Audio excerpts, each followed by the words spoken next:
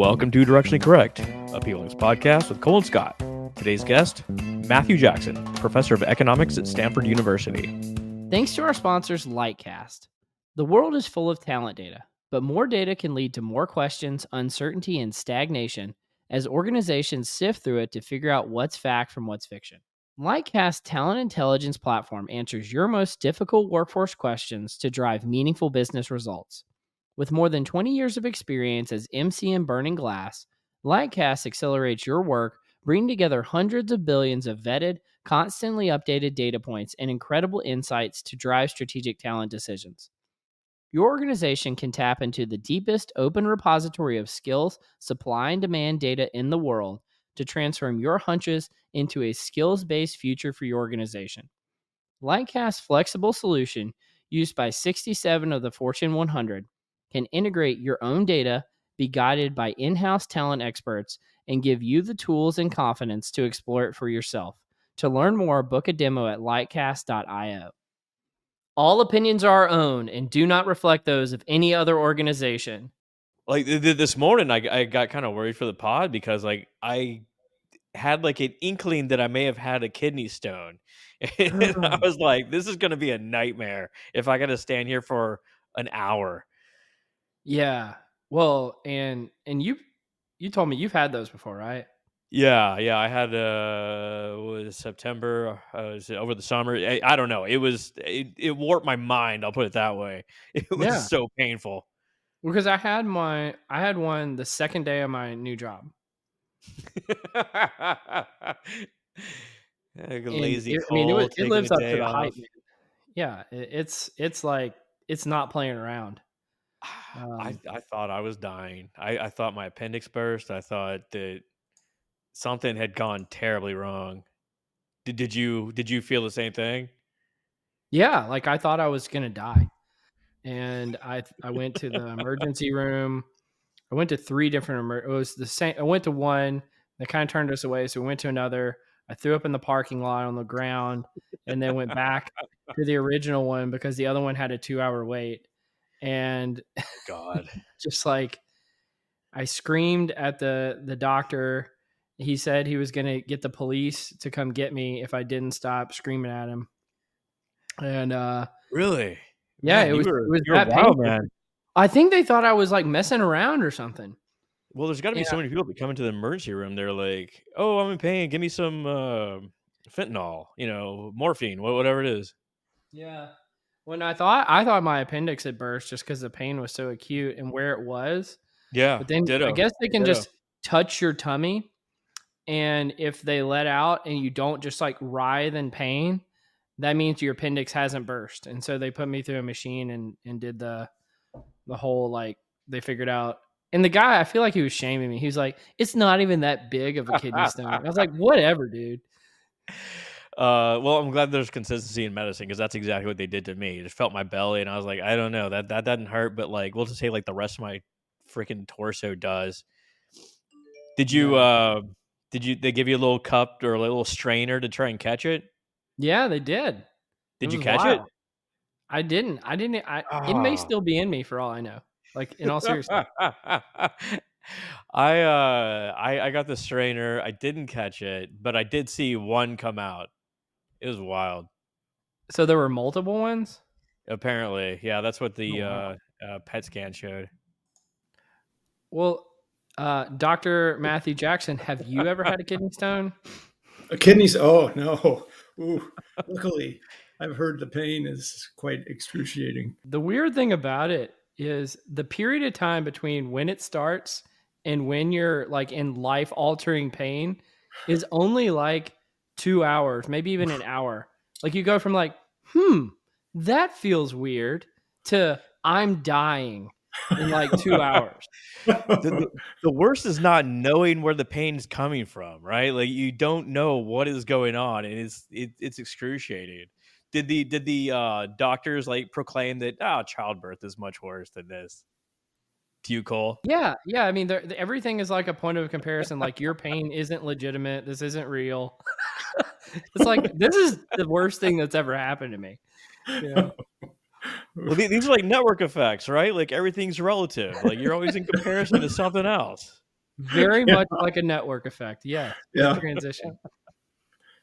Yeah, judging other people's pain is something that's just impossible to do, right? You can't put yourself in somebody else's shoes. Absolutely. Well, it's great to have you on, Matthew. We talked previously, but I was telling Cole I got an embarrassing story that you don't even know about this. That several years ago, I started recording your YouTube videos, and I pull the audio from them, and I'll use them to go to sleep by every so often. Often. I'll rephrase. He told me it was every night. So Uh, Well, you yeah, no, gotta get your network analytic information in, man, you know? yeah, I'm not sure that was the intention of the videos, but glad. You know, you gotta learn about little, influence, little contagion, you know? Yeah, I feel like that's a very intimate thing to tell someone. no, but they say that the things you listen to just before you go to sleep, or that you're thinking about, it really gets your brain going, and your subconscious is working all the time. And you know, whatever it's like, a lot of times I'll go to bed thinking about a problem, and then I'll wake up with an answer. I have no idea how I Yeah. came to that answer, right? It's you're trying to figure something out, you're trying to wrangle with something. You go to bed thinking about it, and the next morning there's this light bulb that went on. And your mind was working all night, even though you weren't actively thinking about it. And suddenly it came to you, right? And it's mysterious, but it's cool. It is cool. Well, Matthew, I'm curious. So, my understanding is that you're big into network analytics, but you don't come to it through a traditional background of what I would say most people come to network analytics. So what is your background in, and how did you come by studying this space? Yeah, I mean, it was serendipitous, accidental. I was trained in math and then in economics, and having a lunchtime conversation with a friend, and we were talking about power. How do you get power? What does power mean? How do what are the different forms of power? What does it mean to be influential? Was And so this we just Jeffrey started, Pfeffer? yeah, I mean, that's, that it sociologists and organizational people have been thinking about this for eons, and we were just coming at it completely fresh, and started looking at it more from a economics game theory point of view. And then when we started digging into the literature, we said, yeah, this has lots of applications, it's really interesting. People have looked at it, but not from our perspective, like as an economist. Mhm. And so that just set us on a path of like trying to model it with game theory, and thinking about how do you acquire power, who gets it, what circumstances. And then that led us to just modeling networks and trying to understand them. And it was just sort of, then you start looking around in economics and you realize, oh, networks are everywhere, and we haven't really taken those into account before. It's not like there's these organized anonymous markets where everybody interacts. People deal with other individuals, and they make a difference in your life, and that changes your personal behavior, it changes business behaviors. So we just started, and then I guess for the last 25 years I've been on that road. This is where, like, I think Cole would really enjoy your work. I admire it quite a bit. I came across it from other means, but like the strategic nature, like strategic complements, and like games on networks and this sort of stuff, and like how people accumulate power. Like typically, we talk about, say, like network influencer. They're an influencer, like they're out there taking selfies, etc. But no, there's like a complete dynamic that takes place in organizations or even globally. You do a lot of global financial sort of stuff, and to your point, like networks are everywhere from micro to all the way to the macro. Yeah. I mean, and just like, as you're mentioning, people think of influencers as people who have just lots of followers, right? Because now Yeah. we see social media, and you say, okay, look, so and so has millions of followers, someone else has tens of millions. They're even more important. But there's different ways in which you can be powerful or influential. And you know, if you think about trying to get other people to act in concert, and not just buy a particular product, but to coordinate, that's a different kind of influence. If you're thinking about trying to enact change, a dramatic change in an organization, You have to have the responsibility, but you have to have the right connections within the organization to get the right people to be able to buy into it, and so forth. That's very different. It could be, knowing a few key people is much more important than having lots of followers who, pay a little bit of attention to you. So, going through that, leads you down a network path where you're trying to understand a lot of this. Yeah, I've heard power defined as A gets B to do something that B didn't intend to do. And so to me, the definition of like a social media influencer is very devoid of power, right? Because they don't really have a lot of that. It's just a lot of people happen to see what they do, right? Whereas power is kind of the exercise of influence. And so, like, I guess because I bet you I've come across your work before. I didn't know it was you, frankly. I'm I curious. reference it quite a bit on this pod. Well, yeah, and Scott, you're one of his greatest hits. It's because he listens to you before he goes to sleep, Of course. right? Of course. But I'll say this: like, how did networks play a role in the influence of power, like A getting B to do something they didn't intend to do? Yeah, I mean, here's an example I actually talk about in one of the books that I always find it fascinating. It's like the rise of the Medici in Florentine, Italy in the 15th century. There were lots of powerful families. So the Medici were not the richest family. They weren't the best politically connected family, but they had marriages and business dealings with other families. And when you look at the network, they look like the center of a star. So there's a bunch of other families that are only connected to, through them. Whereas the sort of rivals that they were against were in this kind of cliquish structure. And that meant, that Cosimo was sort of the first real godfather. And the godfather, you think about, why was the godfather powerful? The godfather was powerful because he could give out favors and broker favors. People had to come to him to get things that they needed. And then he could get other people to do those things because they owed. And so being in that connector position where you're able to coordinate and get people to interact in certain ways, that's a very powerful position. And it's very different than sort of being in a clique where everybody knows each other and nobody has to listen to any particular individual, right? And so that you look at that network structure and you see the power there. I have one question, because I've read and listened to a lot of economic stuff, but I really don't know anything that I'm talking about. Is what you're talking about the same thing that economists call rent-seeking behavior? Because I know economists say rent-seeking all the time, and it's like the biggest dish you can give someone. It's like, oh, you're a rent seeker. But is that the same thing? R-E-N-T, rent? Yeah, Rent, yeah. Like, oh. Yeah. I mean, so, rent is this term that goes back centuries, in fact, in economics, which was originally referred to as sort of profits, right? And so economic rents, you think of as the profits that accrue to something. So like, if I have some land, the rent that I'm getting on that land, you think of as the profits that I'm getting from that, or the rents that I'm getting on some capital.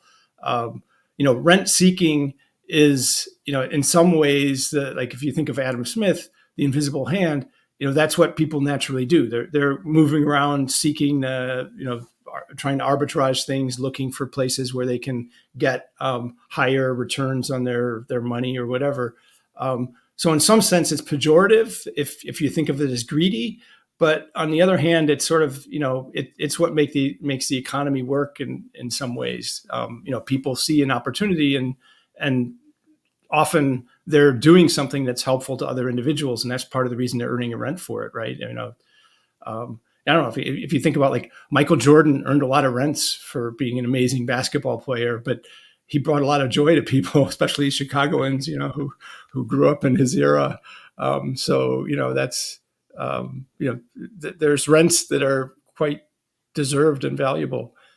No, that's really helpful. Again, I don't know what I'm talking about, but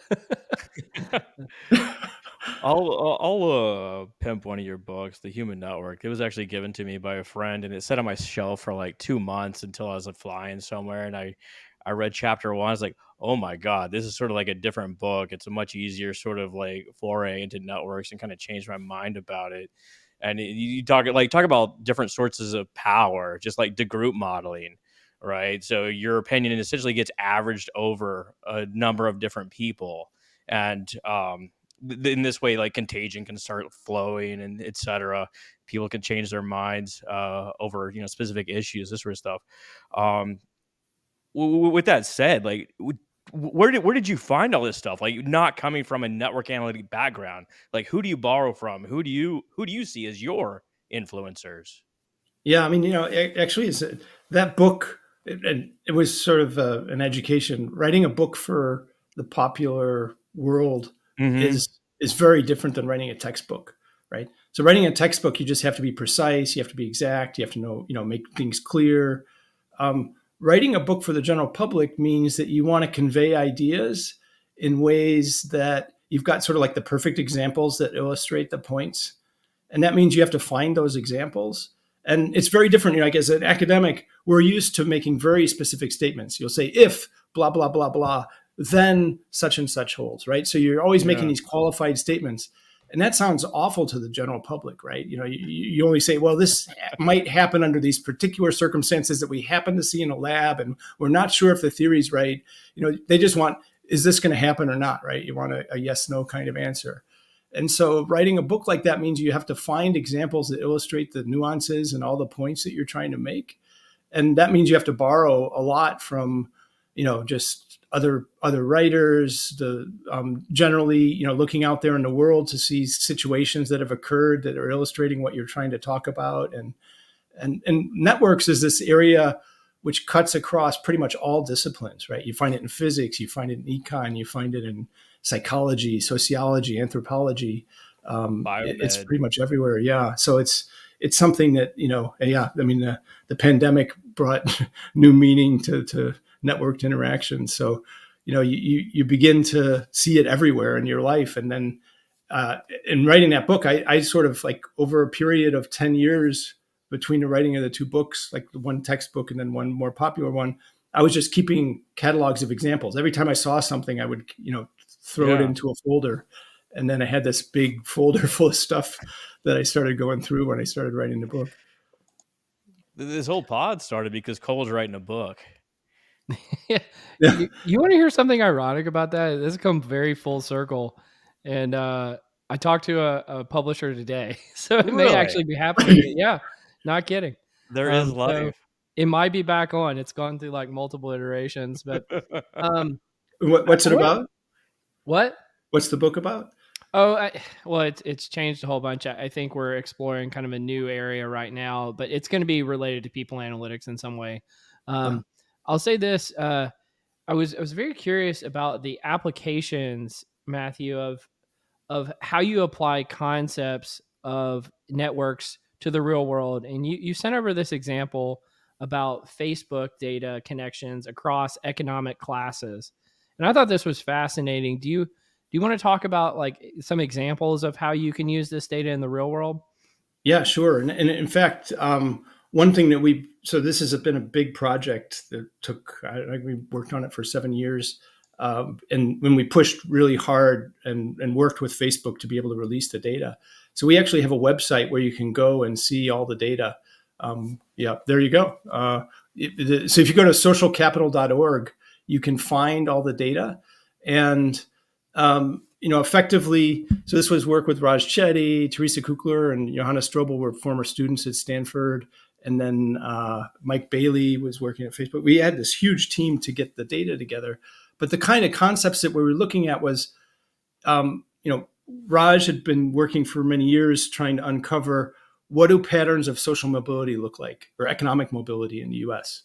So when you look at a map, you see these geographic patterns where the deep south has much lower mobility. If you look at like the Dakotas, Minnesotas, they actually have very high economic mobility. Kids who grow up in poor families end up doing fairly well.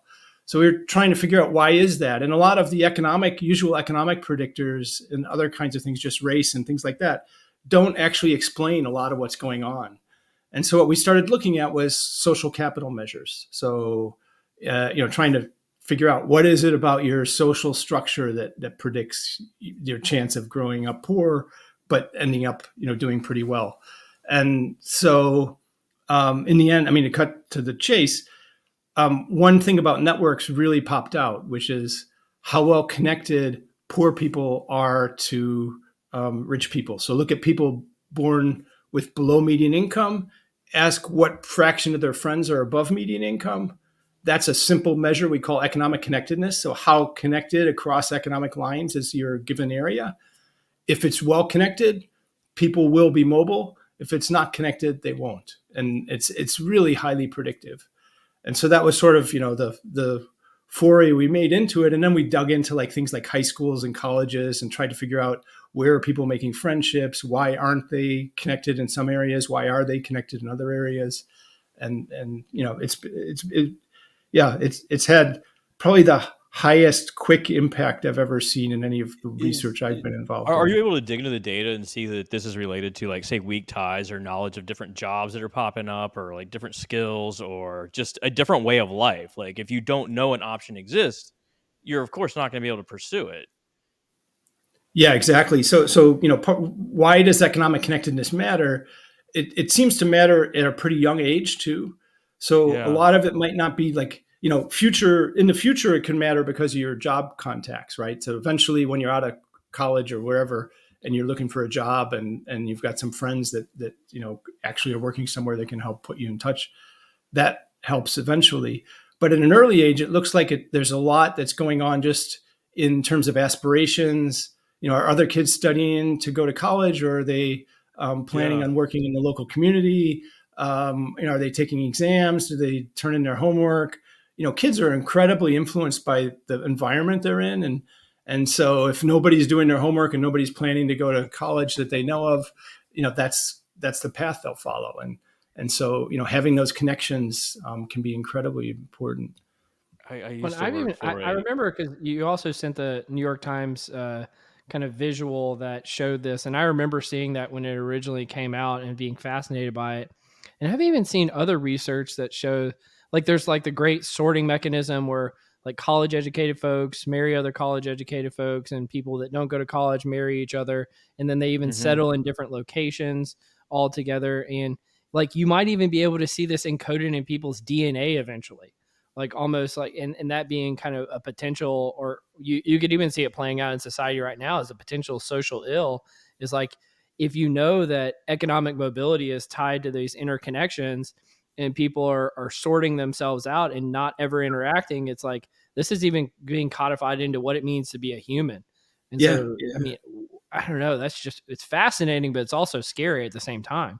Yeah. And you think about it, there's so many, as you're pointing out, there's so many different forces in our lives that push us in those directions. Whether like if you think about schools, part of the reason that wealthier kids and poorer kids don't end up in the same classes is because you have tracking, right? You've got like AP classes and honors Mhm. classes, so they get separated, and then they're hanging around different kids. And then some of them go to college, they meet other people and they hang out with them in college, and then they end up marrying them, as they say. Then they're going to live in different communities, partly based on housing prices. Can you afford the house? And so like there's repeated things. And now you think about, you put on top of that social media, where you're being directed to certain content or other friendships based on which platform you're on, and what the algorithm is finding for you in terms of connections, and saying, oh, this person looks just like you, you should be linked.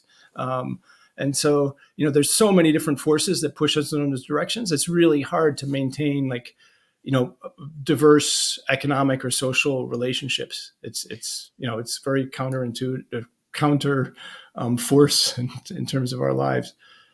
I'll give you a personal example. I used to work for a test publisher in Austin that created all sorts of assessments. I was a psychometrician there, creating verbal ability, mathematical ability tests, all sorts of stuff. And we were uh, norming a cognitive ability test. And I had this like young, like 17-year-old girl come in, and like she scored off the charts.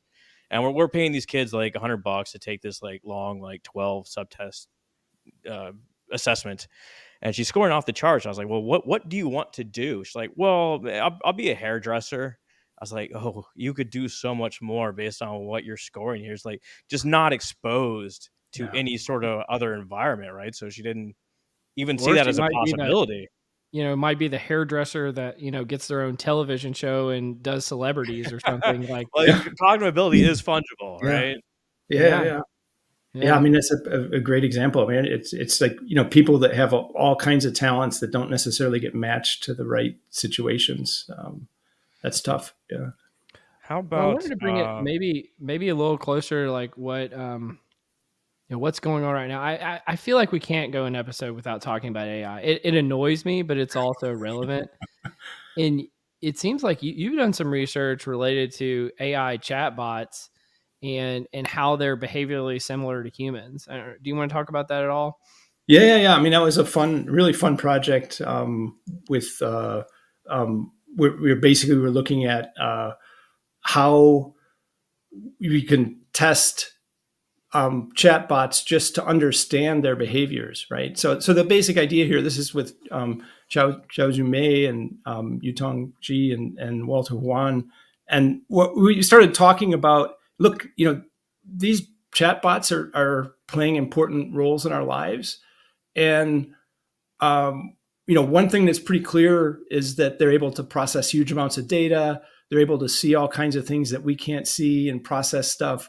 So they can give us information. And so, but the ways that we're interacting with them, they can also be giving us advice or, doing other kinds of things in our lives. And the question becomes, how do you test what kind of personality they have, what kind of judgment they have, what kind of, I don't know, behavioral tendencies. Are they generous? Are they cooperative? Those kinds of things.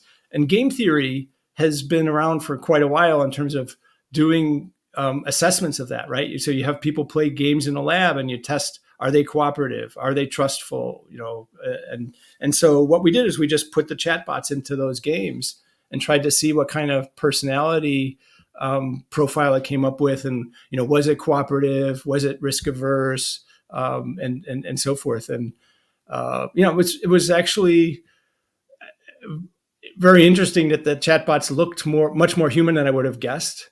There's certain things about them that were surprising in many ways. or we're talking like prisoner's dilemma sort of stuff where like you have the option to defect or accept. Yeah, exactly. So you could play, you could have prisoner's dilemma, exactly. So you put, you're put in a room with there's another player, and you can either both defect and rat the other one out, or you can cooperate and neither one confesses, and so forth. So you can play games like that. We had them play trust games where I've got some money, I can give it to you. You don't have to give any of it back to me, but whatever you give back to me triples. So I have to trust you to give money back to me. But you don't have any, you can just walk out with the money. Right. There's nothing preventing you from walking out with the money, right? So that's called the trust game. And the advantage is, like, if I give it to you, you can, whatever you give back triples, right? So that there's an incentive for me to do it, but I have to trust that you're going to give it back. This is like when we used to like try to buy beer underage at the grocery store, right? Like Yeah, you you hand give it someone to like some a guy. 20 and like hopefully you get beer on the other end. Right. Exactly. Yeah. That's a perfect example. Yeah. And so, the chatbots behaved more cooperatively than humans typically did in some of these cases. Here's a But question. If like so play the trust beer game, right? If you give the person the money and they go in and they buy the beer but they don't give it back to you, did they break the law? What's your recourse? What's your recourse really? Like Yeah. I mean, you gave them the money, so it's yeah, not stealing, right? yeah. And they didn't actually give you the beer, so they didn't give underage people beer. So what like, what did they do wrong? Yeah, I guess as a lawyer, you have to know what a contract is, right? Like, if you give somebody a money and with an expectation, is that, like, are you contractually bound with that person? I don't Yeah. know. That's a good. Now, are Uh, trolley problems game theory, or is that like ethics? Like, yeah, I mean that's in the ethics realm. yeah, Um, the game theory is more where there's somebody on the other end doing something, right? There's a person yeah, reacting to this stuff, and you're actually impacting that other person. Whereas the trolley problem, those people are getting affected, whoever's on the trolley, right? yeah. Or the yeah. person that's going to get hit by the trolley. But they're not directly interacting with you in some way. You're just controlling their fate. So it's sort of, it's a version of a game, I guess you could say. You're the guy taking the money at the grocery store. Right? Yeah, yeah, You yeah. I'm have gonna it. respond It's to an that. ethics issue now. Not Now, I was out in the Bay Area not that long ago, and I got to walk around Stanford's campus, which is beautiful. Now, are you at Stanford, or what are you doing nowadays? Yeah, yeah. I'm at Stanford. I'm on sabbatical this year, so uh, I'm actually just writing most of this year. So I was department chair for the last couple of years, Oh, you're not and drinking a lot of margaritas or something? Like, yeah, yeah, it's 5 o'clock somewhere, right? yeah, Um, yeah, no, it's been nice. So sabbatical is really a chance to recharge a bit and you know yeah, do deeper thinking and longer term thinking. So it's fun. It's really nice. absolutely. Well, I know you asked us about this before, but are you ready to do some confusion matrix? Sure, sure. The confusion matrix. so we're gonna ask you 5 questions. Play along, Cole, if you care to. Yeah. Number one, do you know your Uber score? This is a very social network sort of score, Oh yeah, social Uber credibility scores. score. Yeah, no, I don't know. I have no idea what my Uber score is. I don't know. Can you find out what your Uber Yeah. score is? I Oh, you can look it up. No, you absolutely. So you just click on your profile in the app, and the answer is yes. I know my Uber score because I've been crawling out from under that thing for a while. So is when it I below 4? well, no, it's I think it's 4.67 right now. Okay, But okay. I used to have a really low Uber score, is because when I very first joined Uber, I had like this really atrocious ride, and so I got like 0 stars or like 1 star, and so I've been working my way up from like in the threes for a long time. Oh yeah, it's. I'm afraid to look and actually. Do they when they score you? Do they get to see whether you tip them first? I always wondered that. Like, I don't know. I It's a good mean, can they question. see it whether you tip and then score you? It's Another economist, what's his name? He's at University of Chicago. I've read his book, The Voltage Effect. He actually worked with Uber on those things. I read in his book, and they cannot, because he was the one who tried to Good. use some behavioral economics to get tipping to go up. uh-huh. Well, I can't think of his name, um, but Well, it's a it's confound at that point, right? yeah, It's a but social they do confound. not show, you don't, they don't get to see beforehand if you've tipped or not, Yeah, so yeah, that the ratings stay pure.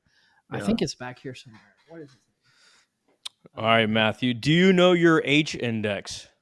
My H index, vaguely, yeah. I mean, on Google, yeah. Oh, John List was his name. Oh, John List, sure, yeah, yeah, yeah, Yeah. So he yeah. actually worked with Uber to do that stuff. Oh, John's great, yeah, yeah. Yeah. Very creative guy. What was the question, Scott? Sorry. No worries. We got to circle back to the Uber score, definitely. Do you know your H index? According to Google, anyway. Yeah, yeah. Google, I think I'm in the 90s, probably. Ooh, he's 93. crushing Very it. good. Look at that. I don't have an H index, so I know I don't. It's 0 or whatever nothing is. I think mine must be 2. Yeah. Something like that. Okay, here we go. What's the most expensive meal you've ever purchased or had? Oh, interesting. Oh. Yeah. No, most expensive meal I've ever had. Oh. It's almost definitely in France at a fancy restaurant in Paris. Yeah. Yeah. I think my wife and I went to Taïwan once, which is like a 3-star French restaurant. It's one of those, once in a lifetime kind of experiences. Was it worth it? It was worth it because I can still remember it. I can't remember all the food, but I can remember the experience, right? So you're paying Yeah. for like much more than like the food itself. What are we talking, like over $1,000? What are we talking here? Yeah, we're talking in that range, not less than less than a Yeah. grand, but No. it was many years ago. Yeah, like I remember, if you're just including like 2 people in a dinner, because I've paid for some dinners that were quite expensive, but for a big Yeah. group. If it's just 2 people, so for my and this was accidentally my most expensive one. We went to our anniversary dinner at this steakhouse in Dallas, and the waiters or offered us these after dinner drinks. Like they were like little, like it was almost like the size of like a thimble, but it was like, I guess this kind of like, I don't know, it kind of tastes like Kahlua. It wasn't very good, but Liqueur of some it was sort? like a liqueur, and we had it. We didn't realize that they were $150 a piece. Oh, That's That's just Oh, robbery. That's Yeah, just it was just robbery at that Yeah. plain point. robbery, and we were pretty liquored up at the time, and we're having a good time, so we were like, "Oh yeah, let's do it again." So it ended up being the most expensive dinner of my life, but it was just because these little drinks that we had afterwards.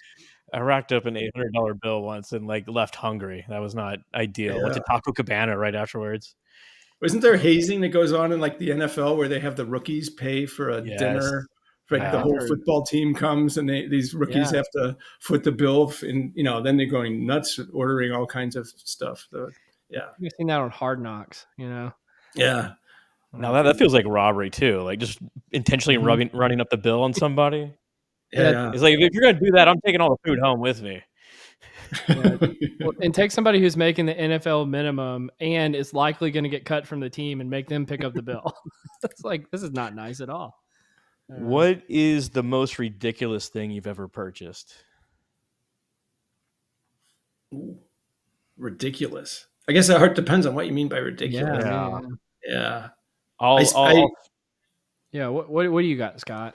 Well, it's not ridiculous anymore because I still own it, but it was like a $45 can opener, not like a mechanical, not like a electric one, but just like one for your hand. I still own it. It's super nice. But what was ridiculous is like I was making so little money at the time because I could have purchased like $1 one, but I still have it. I think it's gonna last forever. So I don't know how ridiculous that actually is. I went to Buc-ee's the other day and bought a bunch of Buc-ee's like stuffed animals for my Yeah, kids. That was pretty ridiculous. That's pretty ridiculous. Yeah.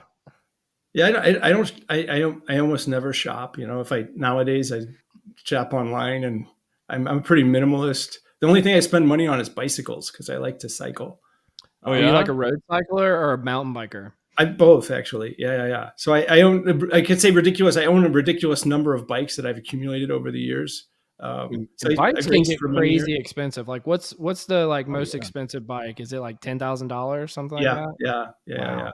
Yeah, it's in that range. And you But I pick have more those up, miles and on my bikes than they're like 2 pounds. They're like so light. they are incredibly light. Yeah, I mean Those the high-end frames bikes? nowadays are they're feather light. Yeah, they're amazing. But it's a yeah. That's like the only thing I spend money on is bicycles. Did you go to the Tour de France while you were in I've France? been there. Yeah, I've seen many stages. Yeah. I'm a real fan, and definitely. What was that like? You sit there and then they all go by in a matter of like 45 seconds. You're like, well, Yeah. there you go. Yeah, if you see the middle of a stage, it's really exactly. It just blows by you and you don't see anything. But if you go to like the start or the finish, then it's kind of cool because you see the teams, like you see all the people behind it, like the huge number of peoples that make that go. It's they call it a circus. I mean, it's almost there's thousands of people behind the scenes making everything work, and mechanics and team masseuses and people feeding these people, and then the press, and it's just amazing all that goes into it. Yeah, imagine watching. It's kind of like watching Formula One, where it just go right by. Yeah, exactly. Yeah, it's a lot more interesting to see the pits than it is to see the cars go by, right? Yeah. Y'all want to do one more? Yeah, there's one more. Have you ever freaked out on an airplane flight? No. No troubles? Never any questionable moments? I mean, I've had troubles, but never freaked out. Yeah. I was on a flight into Denver once where we missed the runway. Oh wow. Yeah, and the pilot gunned the engines. Like we touched down, and there was this huge gust of wind. It was the old Stapleton, so it was like too close to the mountains. Really windy day. Plane got blown to the side, bounced off the runway, and just gunned the engines and went right back up. But you didn't have time to freak out. Like by the time you realized what was going on, it was all over. So we're all good. We're all good. Yeah. I was flying into Prague, and like I don't know if we actually touched down, but we got dang low, and we went back up in the air, and like everyone's like, "What the heck's going on?" Like we circled the town and came back and landed, but like at some point in the air, the pilot's like, we had there was a plane on the runway. It's like, oh my god, oh my god. There was a plane on the runway. Yeah. Small obstacle, right? It's like, yes, please circle. See, I remember seeing something a while back that drunk drivers are more likely to survive an accident than non-drunk drivers. And so anytime like I feel like the plane, might have some kind of issue upon landing, I just get really calm. So I'm like, well, if something bad does happen, I'm more likely to survive because the drunk drivers, they're just like, Yeah. they just loosey goosey and, they end up or more, I don't know. I think it's probably not rational, but it seems to work for me. You sparked some memories of mine of a article I read around the innovations in bars. So like all these people get together like in the 1800s and they would exchange ideas. That's where it would all come from. Then like prohibition came and then the bars essentially closed and you see like an innovation slump in these cities, right? So there is like a network effect to Yeah. drinking. Yeah. That's interesting. Yeah. I feel like that's been a theme of this episode for some reason. Do you want to do some nerdery, Dr. Jackson? Sure. Yeah. The nerdery. All right. One of my go-to things every time we have an academic on is I always try to pull up something related to academia that's like unsavory. Oh, So wow. Yeah. yeah. So Yeah. this came out in Science just back in February, and it's titled "Vendor Offering Citations for Purchase is the Latest Bad Actor in Scholarly Publishing." And so what they found in this article, and this is more of a popular press type of article from Science, is that there were over 1,000 researchers that they've identified that have been paying this vendor to increase their H indexes. So I thought it was ironic, Scott, that you were bringing up the H index earlier, that these people were paying a vendor who were boosting their citation counts. Again, I don't know exactly how they were doing it, but that's, I guess, under the latest issue of what's going wrong in academic publishing is now you can boost your H index by paying a vendor. And I don't know, what do you guys think about this? Yeah. I mean, it's predatory publishing, predatory conferences. They're all over. I mean, I get so many solicitations a day for send your article to us. We will publish it. Yeah, ditto. Yeah. Join our conference and you can be a plenary speaker. And, it's amazing that it's proliferated very quickly. And I have no idea like how many of them are making money off of it, but there's enough of them out there that it's, somebody's got to be making some money off of it. It's frightening. I like to think of us as a predatory podcast. So we're just like using you. Right. Like, have you, how do we combat this? I mean, there's all sorts of incentives for, academics to get published, the incentives for journals to, make money. Is there a way around it? We've talked about this before, but Yeah, no, it's hard. It's hard, and that kind of stuff's been around forever. I remember when I was at Caltech, we had a student that we admitted who had a perfect score on like the TOEFL, which is like your English as a foreign language test. Yeah, it's like what international students use, right? Yeah. And the student showed up. They couldn't speak a word of English. Just nothing, right? Zero. And they failed out. And it was clear that the student hadn't taken that test. Somebody had to take the test for him, right? So like that kind of stuff has been around for a long time. It's just, but it ends up being harmful, right? Because that means, and then we had to be more careful about who we admitted, and then we couldn't trust the TOEFL scores anymore, and it was extra, so you'd be more cautious. Yeah. It changes your behavior, and yeah, it's damaging, right? It can be damaging. That's like the one thing I always wonder if people who try to cheat on this. I know that show Suits, like the whole premise of the show in the beginning is the guy takes tests for people to get into law school. And it's like, what did the people think was going to happen when they got there if they showed they had a perfect score and they're like an average or below average intelligence person? Did they think they were going to fool everybody for 2 years or 4 years or however long it took to get through what they were doing? Like, what was their plan? Yeah. No, it's like they weren't thinking that far forward, right? It's like, just get in and it's your ticket, right? That's the hope. Along the same lines, I saw recently that there's a golf tee time broker ring in California where people go in and buy up all the tee times and then charge double, triple, quadruple the Oh, actual fee for these public courses. now you're in my realm. This kind of Yeah, stuff I figured happens I'd bring you all the in. time. I literally knew of people who created a hacking tool to hack into golf tee times to be able to get the best ones. I mean, like, people are serious about this stuff. It happens everywhere.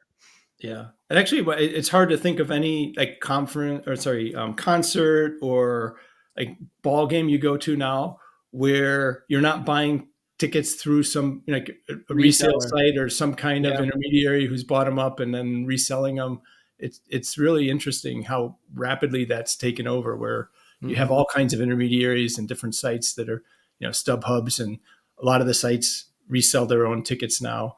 Uh, Yeah. I actually yeah. met a guy at a happy hour one time that's what he did for a living. Is he just had these things that scraped websites, went in, bought tickets to concerts before everybody else did, Mhm. resold them, and like, basically had it completely automated. So like he didn't even have a job and he made all this money from it. It was insane. Yeah. Yeah. What's a predatory conference? Like, what does that look like? Is it just Yeah, I've never been to one, so I don't know, but Oh, I can okay. imagine. I mean, I don't even know, do the people still go, or they just pay the fee and then get Yeah, listed on the program and then not actually have to show up, and you get a and then line they on your can list and Vita they for $20 or something? yeah, Yeah. yeah, I just think it's amazing what people will do to get tenure. yeah. But, part of it's like the technology comes and then people figure out ways to scam it, and eventually we figure Yeah. out ways to stop this, like spam email now is less of a problem. I thought it was gonna be paralyzing when email first started, right? You suddenly get all this stuff, and you figure out ways to filter it and to get around it, but it's costly. Then we spend time, having coders figure out how to identify spam, and we're constantly in a battle with it. And Hmm. this is the same kind. This is like academic spam, right? It's Yes, very, very true. yeah. Well, Scott, have you ever looked into dream analysis? You wanna go there? I Okay. This do. is an interesting study. It's called Pandemic Dreams: Network Analysis of Dream Content During the COVID Lockdown. So, this is a cool way to get at what is otherwise, obscured, data. So, sporadic changes in dreams and sleep patterns are normal, but did the lockdown down actually change dream content? So, dreams reflect our waking content, as you referred to earlier, Matthew, and it could impact collectively shared dream content. So what they did is they got 800 people and they provided dream journals over 1 week in the pandemic. I think it said like week 6, so it's fairly early on. And they applied network analysis clustering to the dream content using single words, associated dream content, and allowed for identifying novel and shared dream content.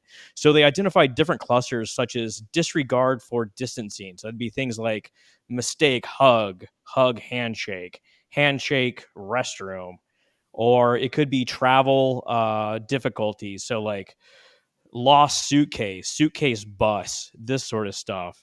But kind of it's a wild way to get at uh, shared sort of mentality, right? We're all linked not only in like how we talk to each other, but perhaps our own thoughts, Yeah, shared anxieties, right? shared anxieties. Yeah. Yeah.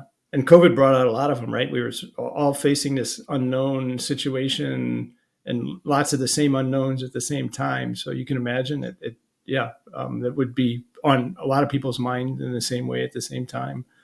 So Yeah. it's a fascinating article, right?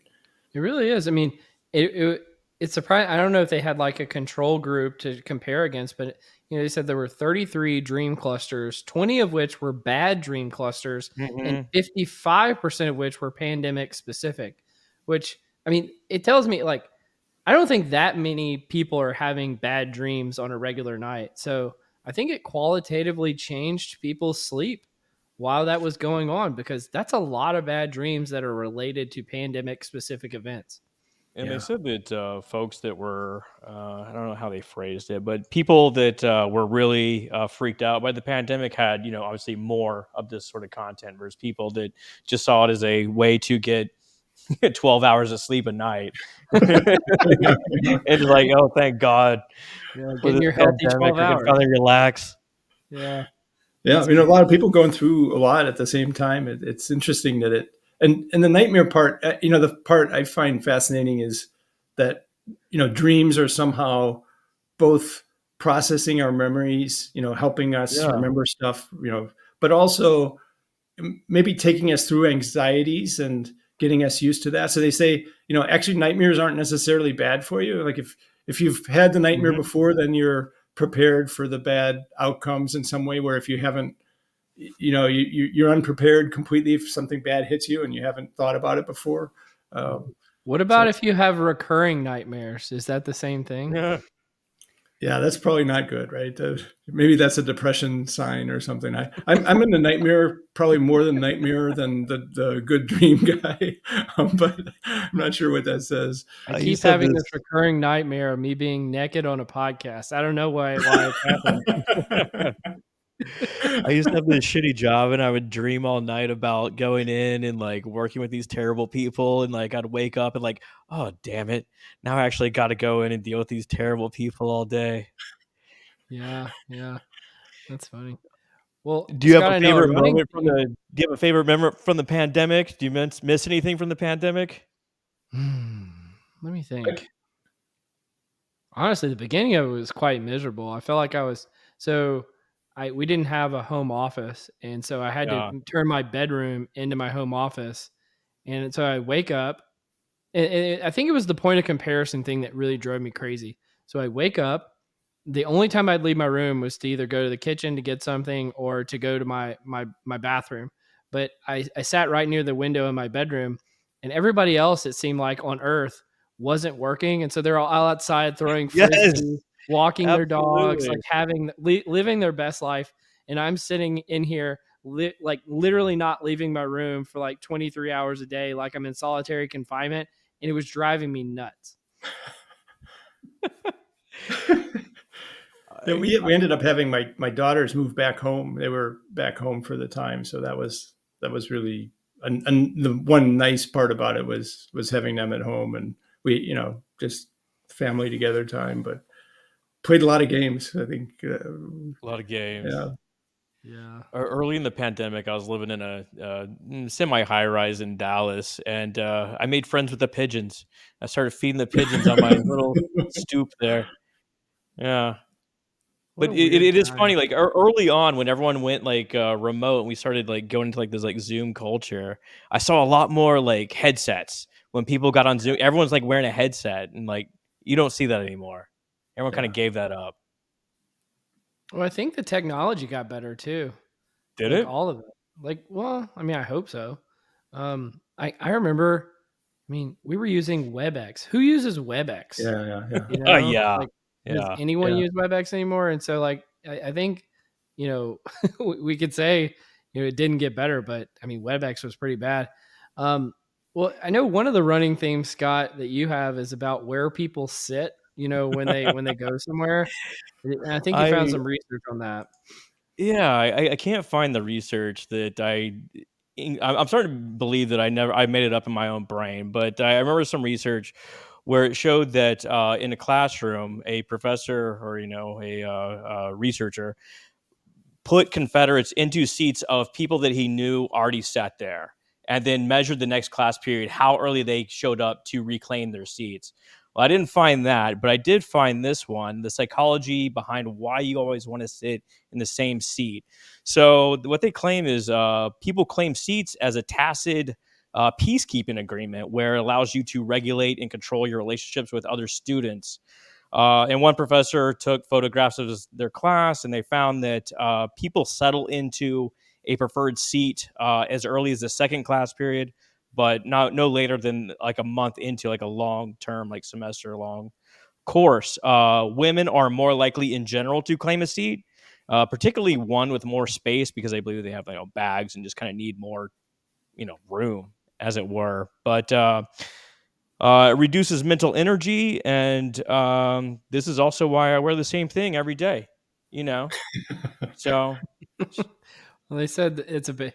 Behavioral expression of territoriality, which comes from evolutionary psychology, which I was like, wow, that's a really dressed up way of saying that people just like sitting in the same place. But yeah. Yeah, it's sort of interesting territoriality is associated with. I mean, I can characterize some, like in a classroom when I'm teaching, there'll be some people that sit in the front, but often because they actually want to record the lecture, or they are, really want to see what's going on the board, and maybe they have their eyesight or whatever.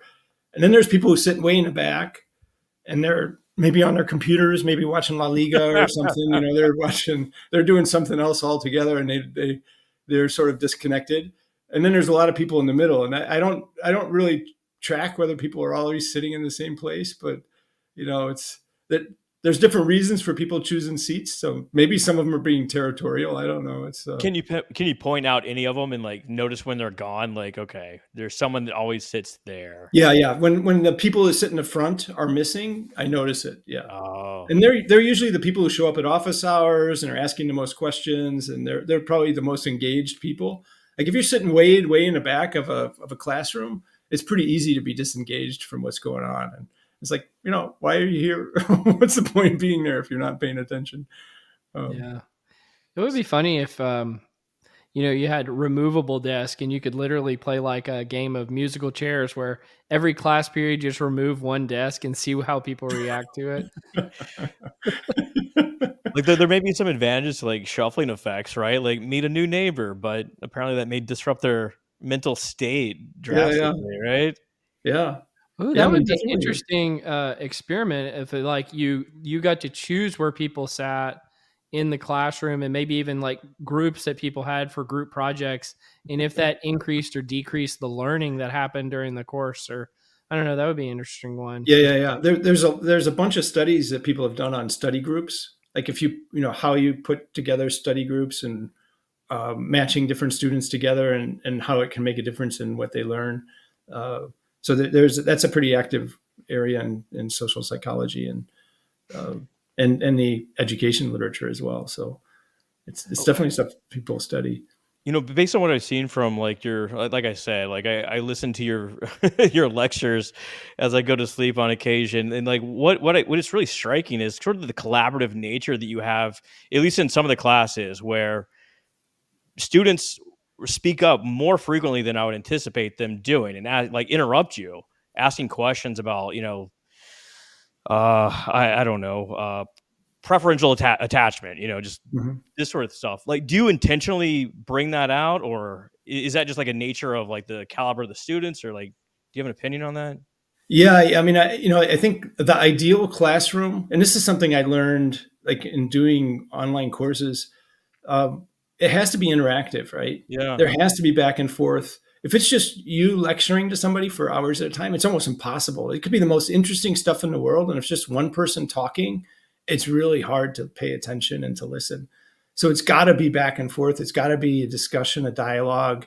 You get an idea of what people are understanding and not. It breaks it up. It gives different viewpoints. It's so much more interesting when it's a dialogue than when it's just one person lecturing.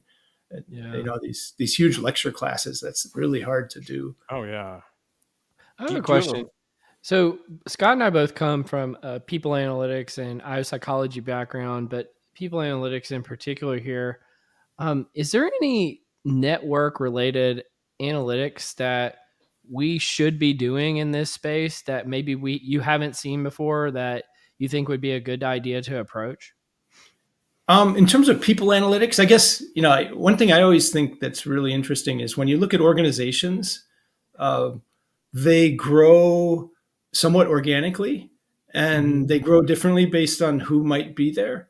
And that the network that grows internally can be either very functional. It could be that there's lots of communication across key different parts of an enterprise, or it could be that it's really cut off, and Mhm. these people just don't talk to each other.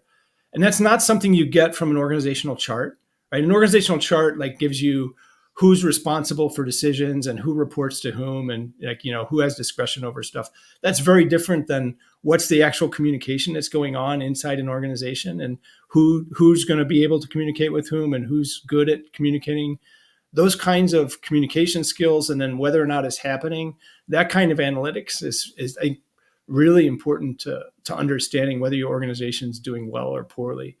And it's stuff that's there, right? I mean, you've got all different kinds of ways of measuring email content or Slack or however your organization meetings, who's meeting with whom, and is there real productive collaboration going on across units that need to talk to each other?